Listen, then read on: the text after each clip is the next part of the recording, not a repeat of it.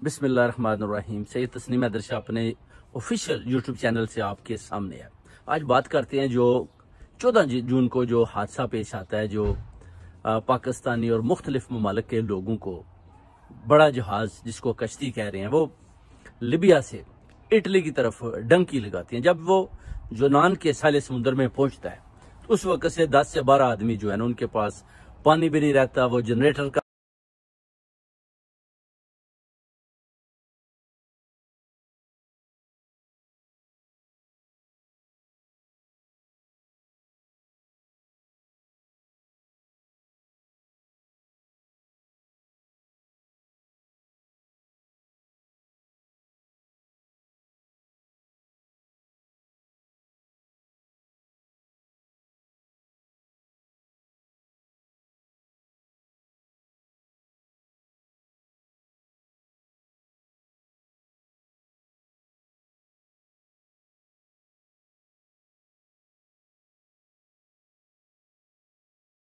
पानी पी रहे हैं, समुद्र का पी रहे हैं।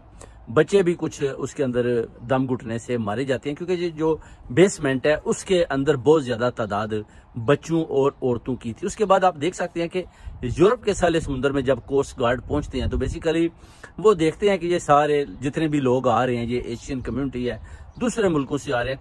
कोस्ट गार्ड भी उस तरह फेवर नहीं देते जैसे कि उनको देनी चाहिए। और उन्होंने क्या किया था, अच्छी भली इस कश्ती जो जा रही थी इसको एक तरफ से उन्होंने रस्सा डाला।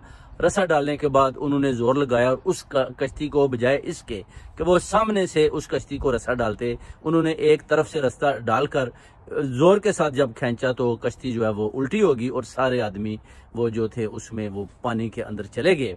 और जो तय खाने के अंदर बेसमेंट में थे उधर भी पानी भर गया।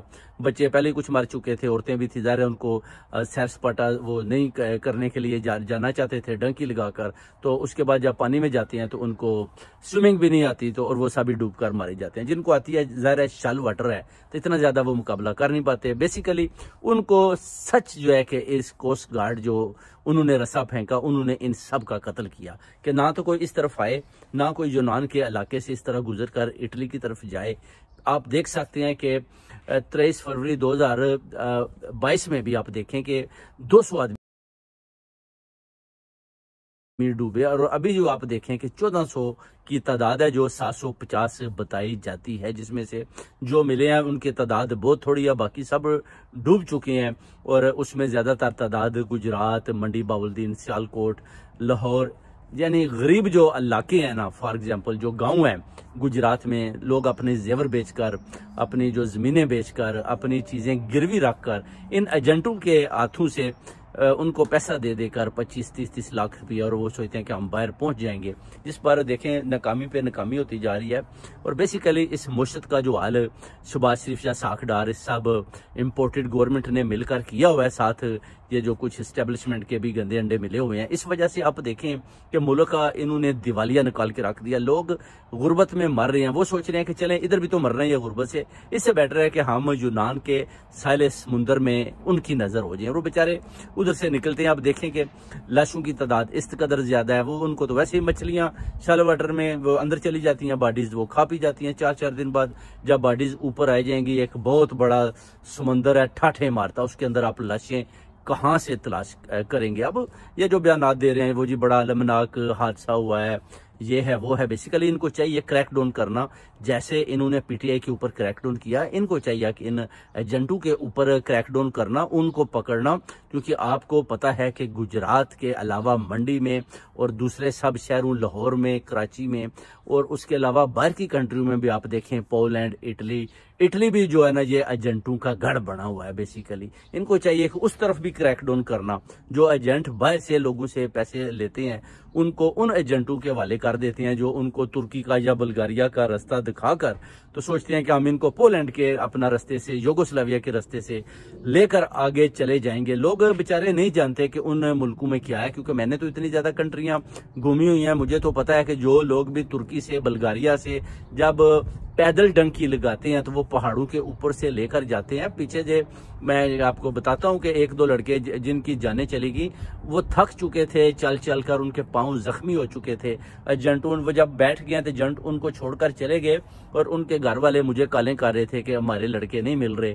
तो जब पता चला तो उधर हड्डियां थी, क्योंकि उधर जो एक जानवर पाया जाता है जिसका नाम है लगड़ बगड़, वो जब चले जाते हैं, वो जो एक बैठा होता है वो सारे मिलकर उसको दबोच लेते हैं और उनको खा जाते हैं। यानी उनका भी ये मामूल बन चुका है कि उनको पता है कि इधर से लोग डंकियां लगाने आएंगे। जब डंकी लगाएंगे कुछ आदमी थक आकर जख्मी होकर इधर रह जाएंगे। और एजेंट क्या करते हैं कि उनको कोई ना तो उनको कोई फर्स्ट एड देते हैं, ना कोई NHS का मामलात है उनके साथ, बिल्कुल नहीं। वो कहते हैं अपने पाँव पर चलते रहें, अगर आप चल सकते हैं तो हम आपको लेकर निकल जाएंगे।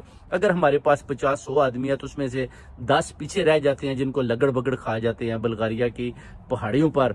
तो वो कहते हैं कि इसमें हम कुछ भी नहीं कर सकते, हमने इधर से निकलना है, क्योंकि अगर हम आपको साथ लेकर चलेंगे तो फिर हमारा जो फासला है वो बहुत ज्यादा दूर हो जाएगा और फिर हम सारे जो है ना वो जंगलों से गुजर कर जाना होता है, हम सब मौत की वादी में जा सकते हैं। इसलिए जो बैठ जाता है, जो थक जाता है, उसको वो पानी देते हैं कि आप इधर ही बैठ जाओ। हालांकि उनको ये पता होता है कि ये बैठ गया तो इसको एक लगड़ बगड़ जानवर है वो मिलकर इसको खा जाएंगे। और उन लड़कों की मैंने बड़ी तलाश की, बाद में उनकी एक की बॉडी मिली जिसको आधी खाई हुई थी और उन्हें बताया जी कि इसको हमने दफन कर दिया है, जानवर इसको आधा से ज्यादा खा चुके थे।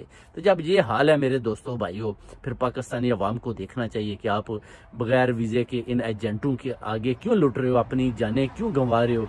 इन्होंने तो एक पेशा बना रखा है, अगर किसी एक का एक अमेरिका का वीजा लग जाए तो वो उसके बाद एजेंट बन जाता है जी कि मेरा वीजा लग गया तो अब मैं एजेंट बन गया हूँ। फिर वो इधर उधर पैगाम देगा जी किसी ने वीजा लगवाना है तो मुझसे रब्ता करें। इस तरह वो मिलकर एक दूसरे से धोखे करते हैं और लोगों को बेवकूफ बनाते हैं। जो पाकिस्तान में बैठे हुए हैं वो बेचारे सबका ख्वाब है कि शायद हम बाहर के मुल्क में जाएंगे तो हमारे मुकद्दर चेंज हो जाएंगे, हमारी जो है दुनिया चेंज हो जाएगी, हम अपने माओ बहनों बेटियों की खिदमत कर पाएंगे, उनकी शादियां कर पाएंगे। इनके बरअक्स उनके हाथ में आता तो कुछ नहीं है, बस वो बेचारे लगे हुए हैं कि चलें कुछ ना कुछ जो है ना दौड़ छोड़ लगाते हैं, कुछ ना कुछ करते हैं। तो इसी रेला फैली में कुछ आदमी गुजर भी जाते हैं, बाकी डूब जाते हैं। ज्यादा तादाद डूबने और मरने वालों की है। जो पहुंचते हैं वो फिर पहुंचते हैं, उसके बाद भी पहुंचकर भी वो देखा है कि कुछ डिपोर्ट हो जाते हैं, कुछ को वो दोबारा पकड़ लेते हैं, डिपोर्ट कर देते हैं, कुछ निकल जाते हैं आगे।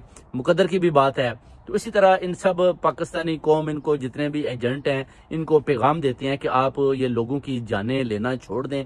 आप लोग देखें कि अभी इन्होंने जो वर्क परमिट वीजे निकलवाए हुए हैं उस पर भी देखें कि लोग उधर से वर्क परमिट वीजे लेकर आते हैं, इधर वो 50-50 लाख रुपया दे रहे हैं। जैसे ही इधर पहुंचते हैं तो मैनचेस्टर में इमिग्रेशन कहते हैं जी कि आप IT में इंजीनियर हैं, आपने ये वीजा, आपको कंपनी ने आपका इंटरव्यू किया, कहते हैं हाँ जी। वो उनको लैपटॉप देते हैं जी कि इधर आप जरा वेब बनाकर दिखाएं। तो जब वो वेब नहीं बना पाता तो उसको उसी वक्त रिपोर्ट कर देते हैं। फिर वो केस भी मेरे पास आया जी कि वो फला आदमी कंपनी उसकी है, उसकी जी ऑफिस नहीं है, उसने वीजे के लिए दिया था पेपर तो वीजा तो लग गया। तो अब मैंने कहा वीजा लग गया तो अब उसको वेब नहीं बनानी आती, जिसको आपने भेजा है वो एक अनपढ़ आदमी है। या तो आप IT स्पेशल लड़का हो जिसको बोले वेब बना दे तो वो वेब बना दे, तो वो उसको एंट्री दे दें। अब इनको भी पता चल गया है कि पाकिस्तान में हर तरफ फ्रॉड ही फ्रॉड है और इस फ्रॉड को बंद करना चाहिए। किसी को भी ये जो यूरोपियन या अपना ब्रिटिश जो वर्क परमिटों के लोग आपको जान से दे रहे हैं, ये बिल्कुल झूठ है। मैं इधर रह रहा हूँ, मुझे पता है। अगर आप उनको 50-50 लाख रुपया दे भी देंगे तो आपको फिर भी वो वर्क परमिट मिल भी जाएगा, तो ये आपको एंट्री नहीं देंगे, बल्कि आप अपने टिकट का पैसा भी जाया करेंगे और इस कंट्री से दोबारा डिपोर्ट हो जाएंगे। और जो लोग आपको कहते हैं कि हम बाई फुट आपको लेकर इटली जाएंगे, तो वो समझें कि आपको सीधा मौत की वादी में धकेल रहे हैं। इसलिए दोस्तों, भाइयों, बहनों, माओ, बच्चों, इन चीजों से महफूज रहो।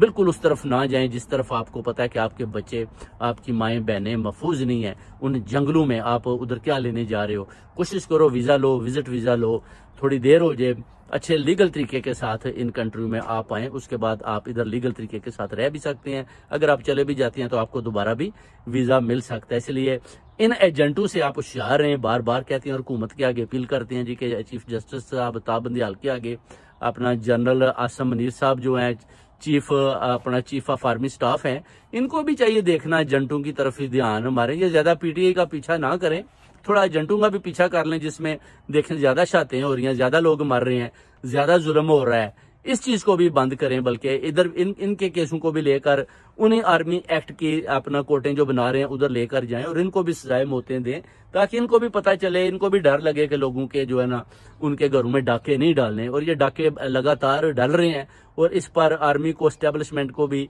फौरन से पहले मैं कहता हूं कि उनको अपना जो है इस पर अमल पैरा होना चाहिए और आवाम को बताना चाहिए सामने आकर के एजेंटों के खिलाफ आप क्रैकडाउन कर रहे हैं, क्योंकि पुलिस तो पहले ही उनके साथ मिली है, वो तो अपना दिहाड़ी और बता ले रहे हैं, और एजेंट जो है लोगों की मौत के जिम्मेदार बन रहे हैं। बहुत बहुत शुक्रिया भाइयों, इन एजेंटों से होशियार हैं और जो इस दुनिया में से चले गए हैं उनके लिए हम दुआएं मग़फ़िरत करते हैं। अल्लाह ताला उनको जन्नतुल फ़िरदौस में जगह दे, और जो बच गए हैं उनके लिए अच्छे फ्यूचर की दुआएं, ताकि वो ज़्यादा से ज़्यादा पैसा कमाएं, अपने माओं बहनों बेटियों की खिदमत कर पाएं, जिन्होंने इतना रिस्क लेकर उन कंट्रियों में पहुंचे हैं जिधर वो समझते थे उनका ख्वाब था और वो नहीं पहुंच सकते थे, और उन्होंने हिम्मत की और उन्होंने अपनी ज़िंदगी को दाव पर लगाकर अपनी फैमिली के लिए उधर पहुंचे और अपनी फैमिली की खिदमत कर रहे हैं। बहुत बहुत शुक्रिया भाइयों, अल्लाह ताला आपको सीधे रास्ते पर रखे। आमीन सुमा आमीन। तस्नीम हैदर का आपको वालेकुम अस्सलाम। पाकिस्तान जिंदाबाद।